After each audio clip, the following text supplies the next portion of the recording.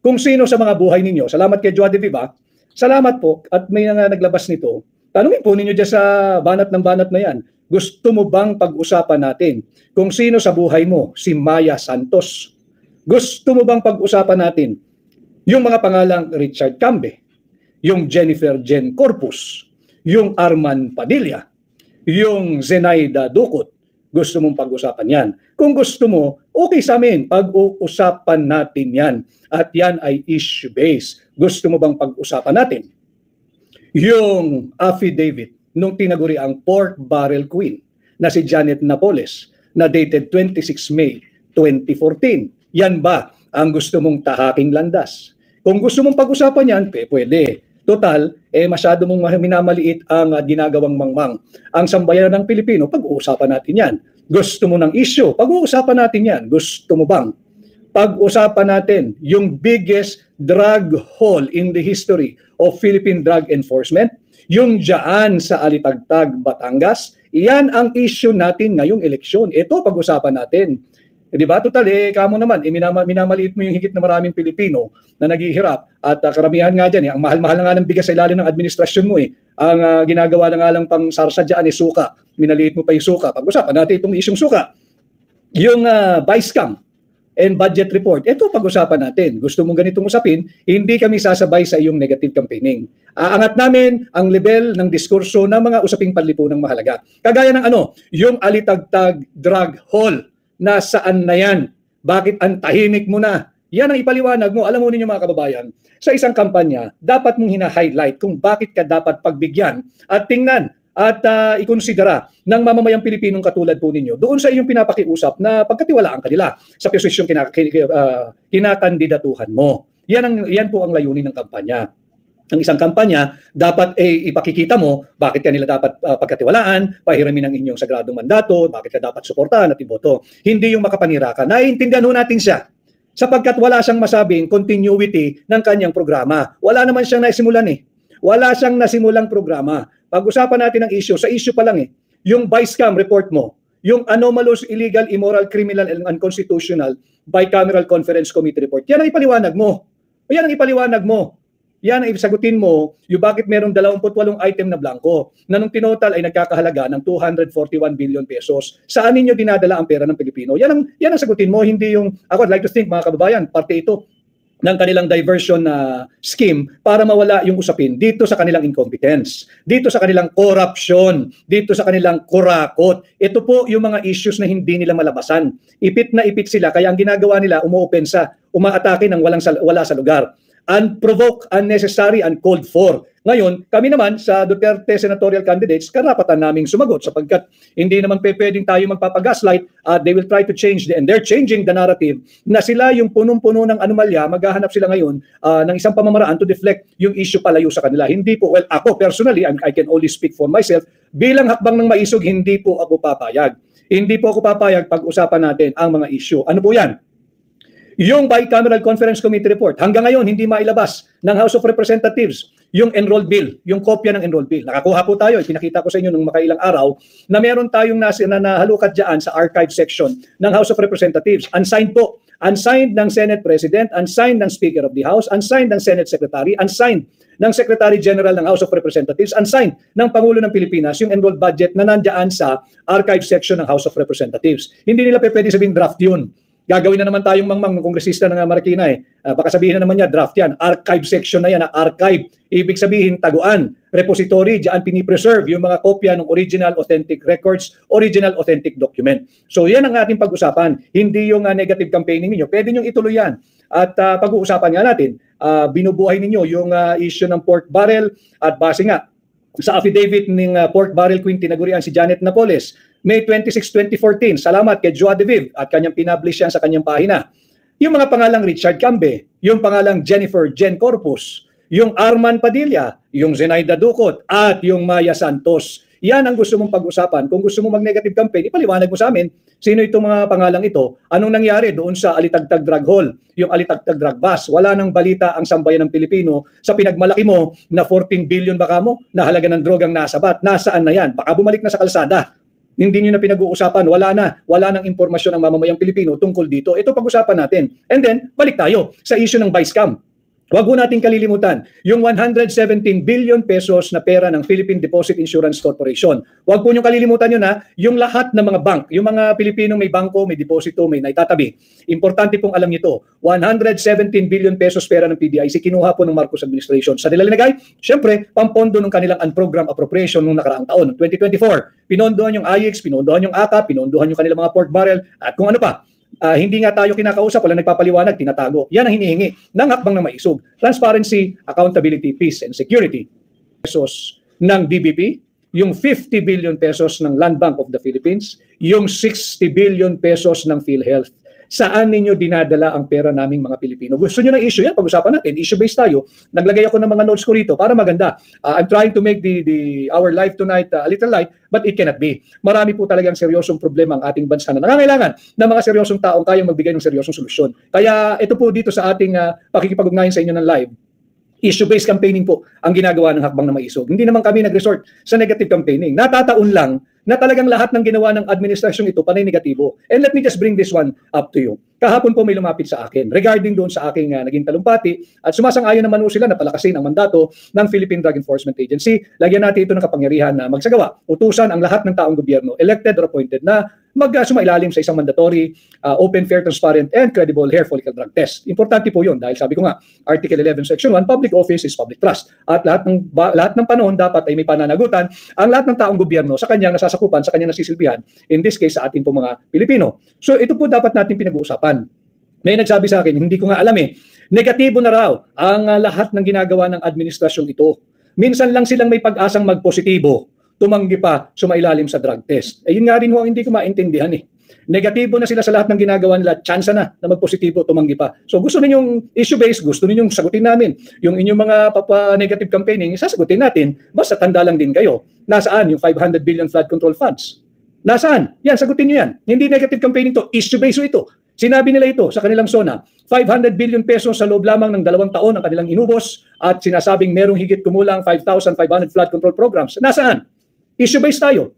Negatibo ang dating sapagkat negatibo ang inyong performance. Wala kaming makita. Wala kayong nagagawa pang mabuti sa sambayan ng Pilipino, mangangalahati na kayo sa inyong termino. Mga kababayan, 6 na taon lang itong mga ito huwag tayong pumayag. Ngayon, tama yung sinabi ni Pangulong Duterte kahapon. At ulitin ko. At ganun din naman yung sinasabi ko, kahit saan ho ako magpuntang lugar. Ako yung nagpipresenta, nagpapasukat, nagpapakilatis, nagpapakilala, at nagpapasuri. Kung sakasakaling sa tingin po ninyo, ako'y karapat dapat na pairamin ang inyong mandato at ng inyong boto, tulungan po ninyo ako maging senador number 56 po sa balota, si Atty. Vic Rodriguez. Subalit, kung sa tingin naman ninyo na kontento na kayo sa ganitong uri ng korupsyong nagaganap sa ating lipunan, higit na talamak ang korupsyon, kung happy kayo, kung kontento kayo, meron pa silang 3 taon, dito nga naman kayo sa kanila. Tangkilikin nyo sila. Huwag nyo kaming samahan sa Team Suka. Pero kung gusto ninyo ng totoong pagsisilbi, alam ho ninyo, ulitin ko yung sinabi ko kagabi, ang suka ang kalaban ng mga tanso. Ang suka ang kalaban ng mga gintong peke. At ang suka ang kalaban ng mga mambubutol. So the choice is yours. Kaya nga po tama si Pangulong Duterte, kung masaya kayo kung sasabihin ninyo na higit na mas maraming nabibili ang 1,000 nyo ngayon, kung iahambing mo sa halaga ng 1,000 ninyo nung nakaraang 2 taon, ipagpatuloy nyo, ibigyan nyo pa sila ng 3 taon na ganitong uri ng pamumuhay. Kung sa tingin ninyo na mas mababa ang droga at mas mababa ang kriminalidad dito sa administrasyong ito, di yung 3 taon, bigay pa ninyo uli sa kanila.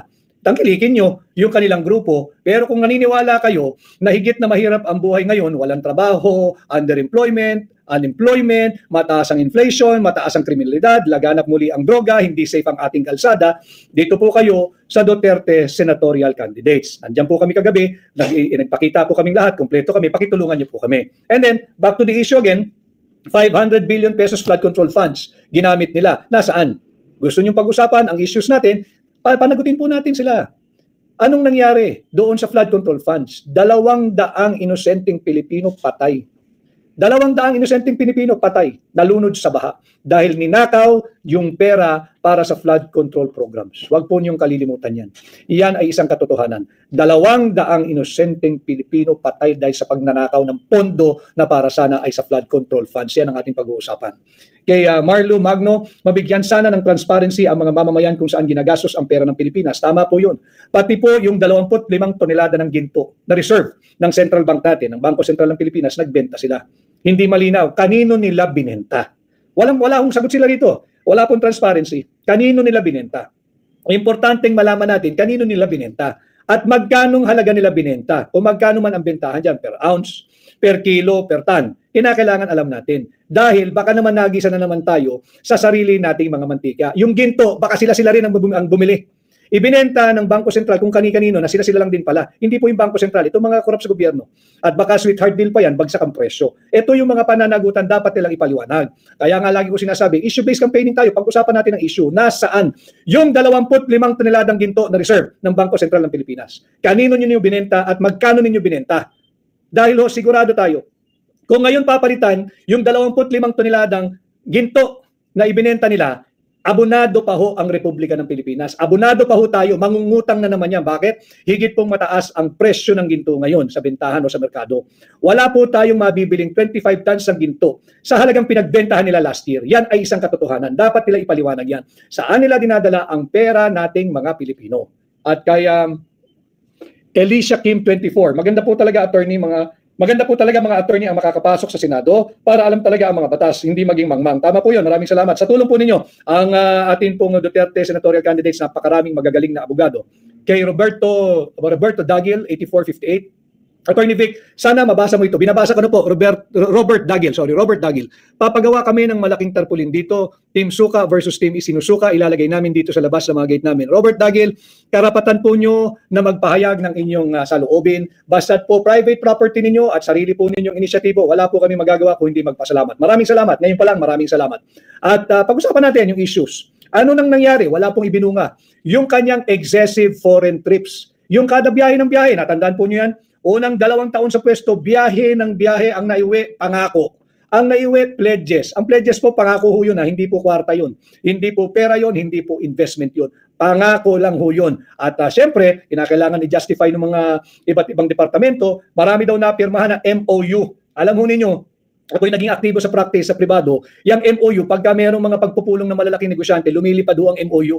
Kinakailangan ma-justify bakit ka nagpunta doon sa lugar na yun sa kumpanya mo, sa business partner mo, para may maikwento ka. Nagpirmahan kami ng MOU. Pero yung MOU, wala pong halaga yun, wala pong meaning yun. Memorandum of Understanding. Why do you have to reduce your understanding into a memorandum form? Kung nagkaintindihan na nga kayo. Common sense yun. Kung tayong dalawa nagkaintindihan, ba't kailangan natin isulat? Hindi pa naman agreement yan. Nagkaintindihan lang tayo, nagkaigi tayo. Pero wala pong visa yan. Hindi naman enforceable ang Memorandum of Understanding. Ang ibig sabihin lang ng MOU, nagkaigi tayo, nagkasundo tayo na pagdating ng araw ay maghahanap buhay tayong dalawa. Kung darating yung araw na yun. Pag hindi, wala hong MOA, walang investment, walang foreign direct investment, wala pong mamumuhunan na papasok sa ating bansa. Yan po yung panimula ng kanilang pambubudol diyan sa kanyang excessive foreign trips. Issue-based uhuli ang ating kampanya.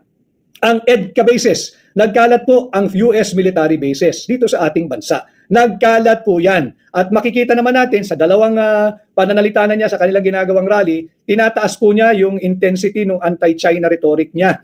Kitang-kita natin, gigil na gigil sa bansang China na yung miyembro daw ng Duterte senatorial candidates ay pro-China. Nakalimutan niya kasi na ang number 1 source ng ating imported products ay China. Inaaway niya ang China. Totoo po yun. Ang number 1 source of our export, yung export destination po natin, number 1 pa rin ang United States. Kaya nga, parehong mahalaga itong mga higanting ekonomiyang ito. Pero hindi ka dapat makipag-away sa bansang China.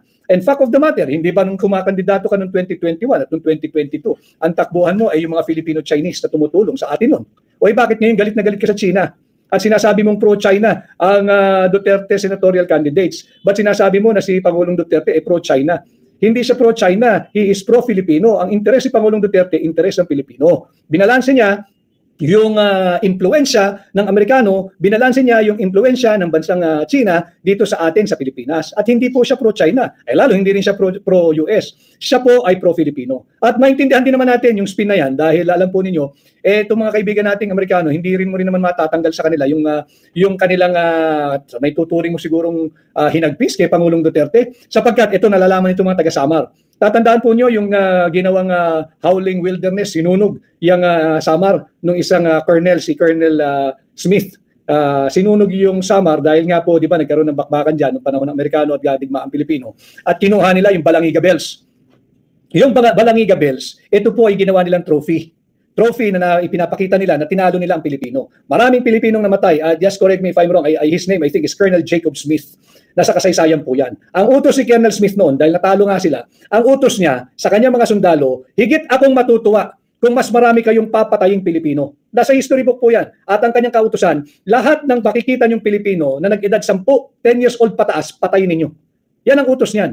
Wala rin naman sanction ng Amerika dyan sapagkat yung Colonel Smith to, yung ginawa niyang Howling Wilderness, yung Samar, namatay po yan, hindi Colonel, na-promote pa yan, namatay yan as a general. Yan ang katotohanan. Kaya hindi mo matanggal sa ating matagal ng alyado at kaibigan na Estados Unidos. Yung iilan lang naman dyan, hindi lahat. Dahil pinasauli ni Pangulong Duterte yung Balangiga Bells. Di nila matanggap yun. Bakit naman hindi nyo matanggap? Amin yun. Di ba? Ginawa ninyong war booty. Kailangan, firm and very strong leader si Pangulong Duterte na obliga sila ngayong isoli ito, yung Balangiga Bells, dahil part yan ng heritage nating mga Pilipino. Dinamdam siguro ng ilan dyan sa gobyerno ng Amerika, kaya sila ay galit na galit kay Pangulong Duterte. Bukod dyan, ito nga pagbabalanse niya na binalanse lang na niya yung interest ng China at Amerika sa ating bansa. Yan din dapat ginagawa ng Pangulo ngayon eh. Yan ang dapat niyang ginagawa. Sapagkat, alam nyo, we are so situated in a very strategic position. Dapat nga tayo gitna ng mga yan eh. Tayo nagdidikta, anong gusto mo China, anong gusto mo US, halika kayong dalawa rito. Pagkakasunduin ko kayo, huwag niyo akong diktahan. Dahil itong lugar na inyong pinagtatalunan, nasa akin yan eh.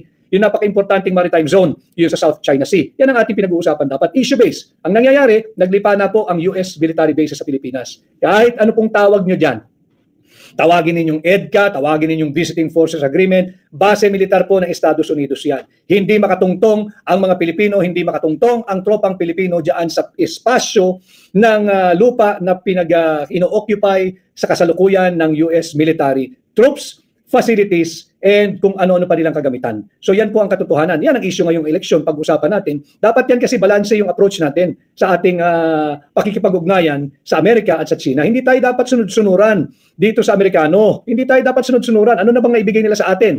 Pinagamit mo yung base militar natin na libre. Pinagamit mo na libre. Kung nagpagamit ka na lang, sana ginamit mo na lang din sila. Singilin mo. Kailangan natin ng pera eh. Tapos pagka sila nag-extend ng tulong in the form of a loan assistance. Loan pa rin yung utang ho yun, tayo magbabayad nun. Pag-usapan natin issue-based campaigning, issue-based tayo. Kaya lang talaga magne-negative ang Administrasyong Marcos sapagkat wala pong ginagawa ito para sa kapakanan nating mga Pilipino. Yung pag-usapan din ho natin yung sa impeachment ni Vice President Inday Sara Duterte, bahagi po ito ng kanilang diversionary tactic. Nais nilang ilihis. Dahil naniningil po, tatandaan nyo itong midterm election is a referendum.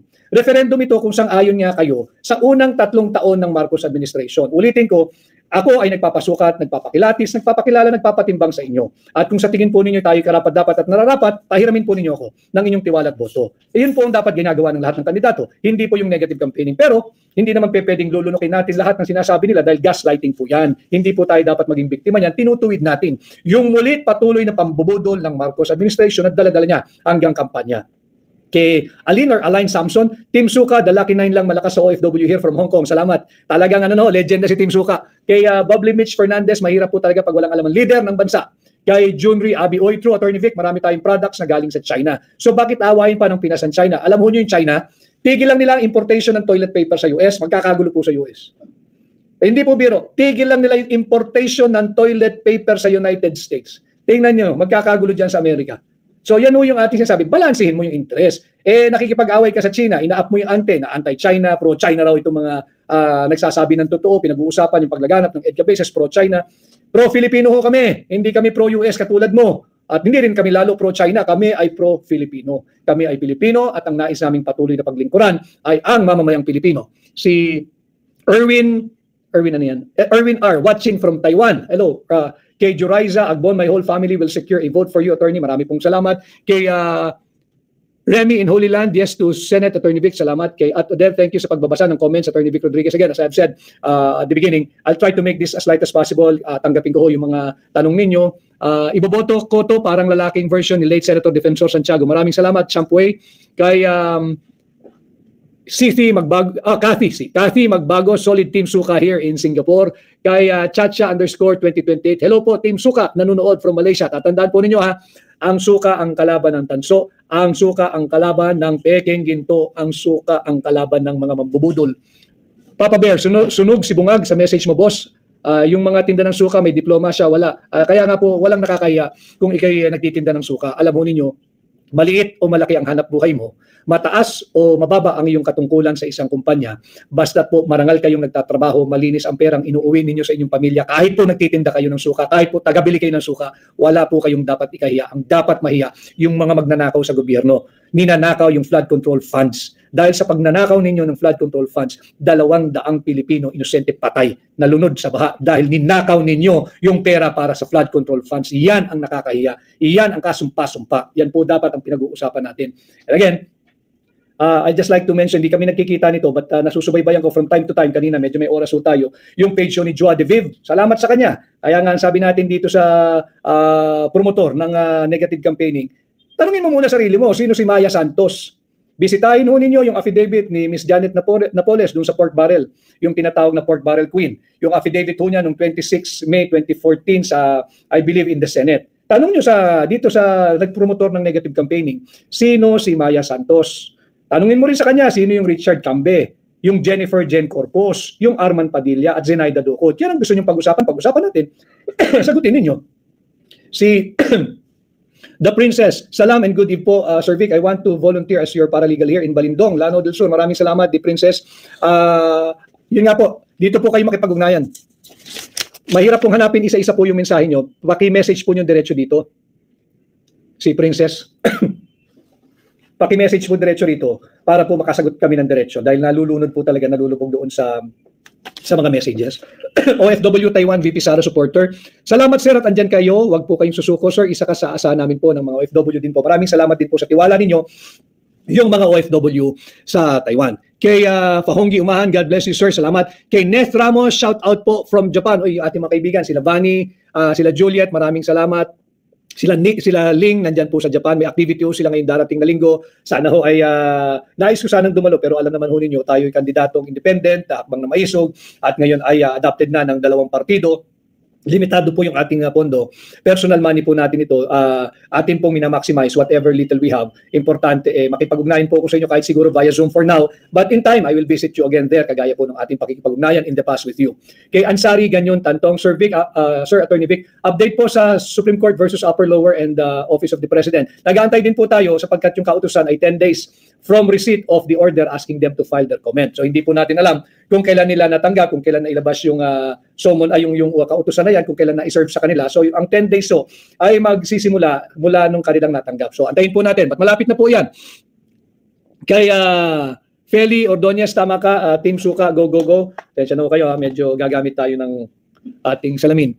Kay Graphics, Solid Duterte, Team Suka, yung Team Suka talaga tumatak na eh. Si Lynn Resentes, kay Raquel Quijano, hi Attorney Vic from Hong Kong, hello Raquel. Kay Cresana Tukay, how to contribute to your campaign. Ang may tutulong po ninyo talaga, bukod sa kung anumang halaga, tulungan po ninyo akong mangampanya sa inyong pamilya, sa inyong kaklase, sa inyong kaibigan, kapitbahay, kaprobinsya, sa lahat po, kaya katrabaho, sa inyong empleyado, sa lahat po ng Pilipinong inyong kilala, saan man pong panig na mundo. Malaking bagay po sa akin yan, malaking bagay po yan sa buong Duterte senatorial candidate. Sapagkat tayo, dapat paghandaan din natin kung paano natin mapoprotektahan ang mandato ng 32 milyong Pilipino na bumoto kay Vice President Inday Sara Duterte. Huwag nating ipanakaw yung sagradong mandatong ibinigay, ipinahiram, ipinagkatiwala ng 32 milyong Pilipino kay Inday Sara. Hindi lang po si Inday Sara ang usapin dito. Ang ninanakaw po ditong malinaw ay yung sagradong mandato ng 32 milyong Pilipino. At ang mga nagnanakaw is the same old gang. Itong mga elitistang mambabatas diyan sa Kongreso. Sila ang nagnanakaw, ninanakaw na pera natin.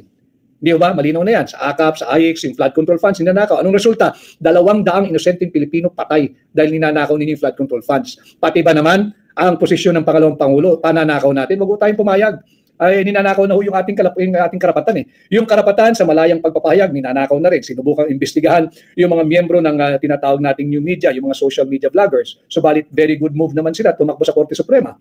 Kagaya po ng ating ginawa, tumakbo tayo sa Korte Suprema. Ano pong sinabi ni negative campaigner? Tayo daw po yung destabilizer. Imaginein mo, hindi pa nagsisimula ang kampanya, nagne-negative campaign na siya. Bakit? Wala ho siyang maipakitang performance. Zero, bangkarote, bankrupt, negative ang kanyang performance. Kaya kita naman ninyo, bukod sa negative ang kanyang performance, pati ang uri ng kanyang pangangampanya niya, negatibo. Kaya tama ho yung nag-comment doon sa aking pahina eh. doon sa drug test na nga lang ang may mataas sa pag-asa magpositibo, tumanggi pa. Negatibo ang performance, negatibo ang campaigning. Pag-usapan natin itong issue. Issue-based po ang ating pangangampanya. Hindi po tayo lalayo rito. Pag-usapan natin yung issue. Yung issue na talagang wala kayong ginawang mabuti sa loob ng 3 taon ninyong panunungkulan. Kaya yung mamamayang Pilipino, mag-isip-isip po kayo. Kung gusto po niyo magpatuloy, ang another 3 years na walang humpay na nakawan, na walang humpay na sinasalaula ang ating tao ng budget, wala hong problema sa katulad ko. Do you go for his team, yung nagre-resort sa negative campaigning. Negative campaigning, tanongin niyo siya. Anong significance ng pangalang Maya Santos? Tanong niyo siya, kung merong isang press conference, kung may matapang na miyembro ng mainstream media, yung mainstream media na yan, alam mo ninyo, walang binalitang tama na yan. Walang binalitang tama yan, wag ho kayong susubaybay dyan, doon kayo tumungo sa mga miyembro ng new media na nagdidiskurso ng tama. Yan po ang ating pag-usapan. Tanong niyo siya, ano ang kahalagahan o significance ng pangalang Maya Santos sa kanya?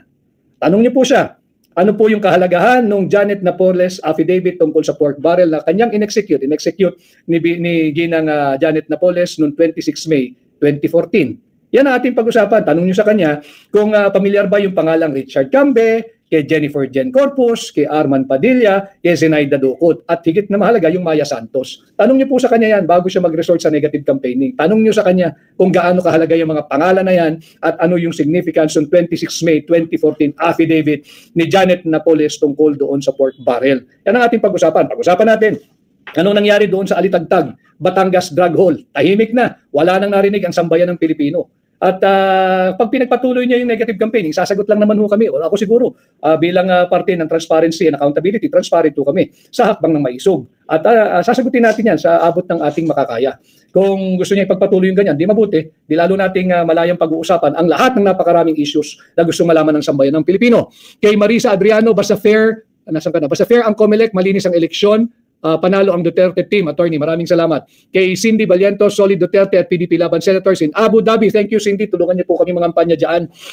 Dahil limitado po yung ating pondo. Nakita naman ninyo kung gaano kagara yung rally nung nagpapasimula ng negative campaign. Ang gara, napakalalaki ng venue, pera niyo po yun.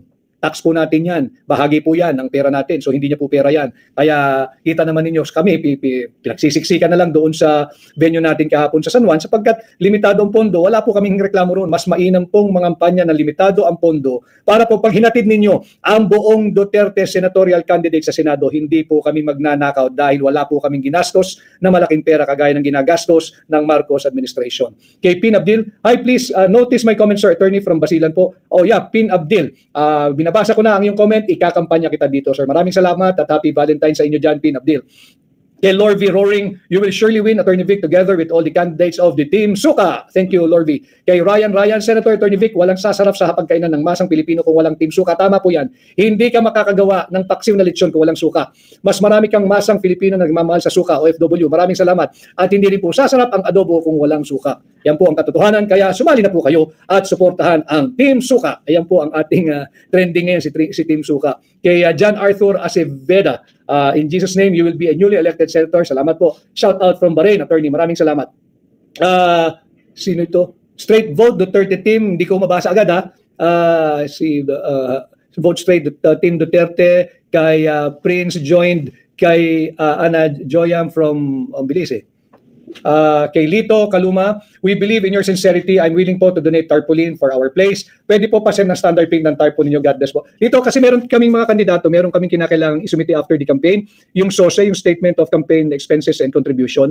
Paki-message po ako dito para po pati yung mga tarpaulin, dahil wala po talaga akong pinapagawang aking tarpaulin. Ito po nakikita ko na lang po kung saan meron akong tarpaulin eh. Pero para lang po for record, isendan niyo po ako ng message dito, padadalan ko rin po sa inyo yung template para po may record ako nang sa ganun, pag nag-submit po ako ng compliance ko sa COMELEC, wala namang masasabi sa akin yung COMELEC na hindi ako tumupad doon sa pag-fill up at pag-sumite ng SOSE. So yun po ang ating pinag-uusapan ngayon, issue-based campaigning, yan po dyan kilala ang hakbang ng maisog na nanawagan po ng transparency, accountability, peace and security. Ayaw po namin ng negative campaigning at hindi kami dapat sisihin nung namumuno ng negative campaigning kung walang mabuting maibalita ang kanyang grupo sa kampanya. Bakit? Hindi naman kasalanan ng kanyang mga kasamang ini-endorso. Kasalanan niya. Hindi siya nagtrabaho sa loob ng 3 taon. Wala siyang may pakita. At ang resulta, ito, 117 billion pesos na pondo ng PDIC kinuha nila. 25 billion pesos at 50 billion pesos pondo ng DBP at Land Bank kinuha nila. Anong sabi ng International Monetary Fund? They have to make a capital restoration very very soon para hindi na malagay sa alanganin ang Land Bank at DBP. IMF po nagsabi niya na International Monetary Fund. They have to restore the capital they have taken from DBP and Land Bank. At ganun din yung 60 billion pesos ng PhilHealth. Paano natin kakalimutan yan? Ang dami-daming mahihirap ang nakaasa sa PhilHealth, binigyan ni Bongbong Marcos funding zero. Zero ho ang pondo ng PhilHealth ngayong 2025. Kaya sinasabi natin, unconstitutional yung 2025 budget. Sana dinggin agad ng Korte Suprema mag-issue na ng TRO at permanent injunction later on dahil talagang unconstitutional itong 2025 budget. Kaya hindi po natin lulubayan itong usapin ito.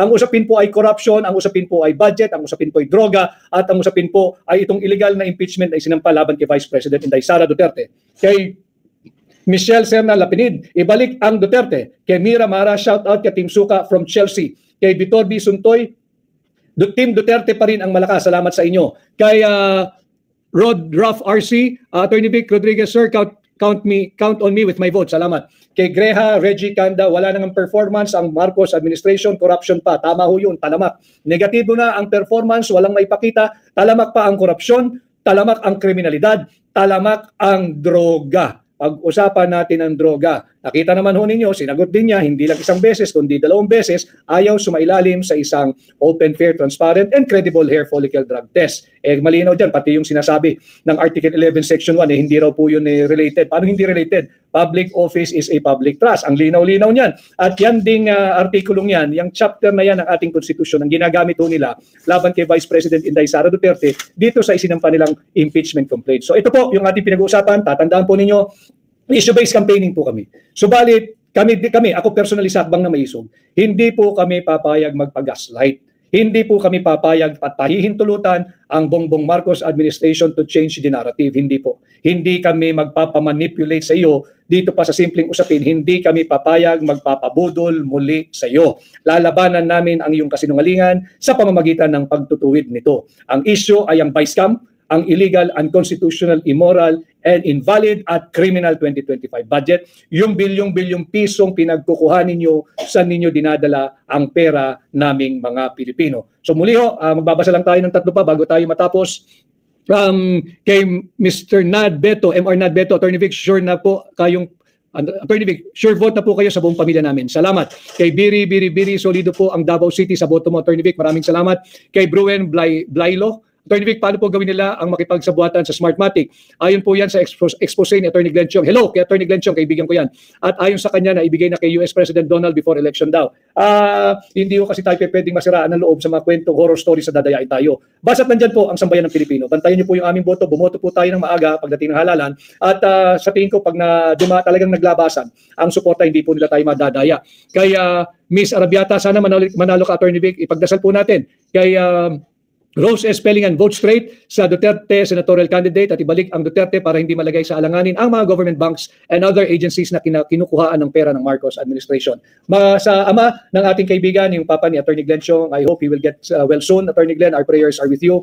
So sana ho, bumuti ang kalagayan ng iyong ama. I wish him well, I wish you well. Kay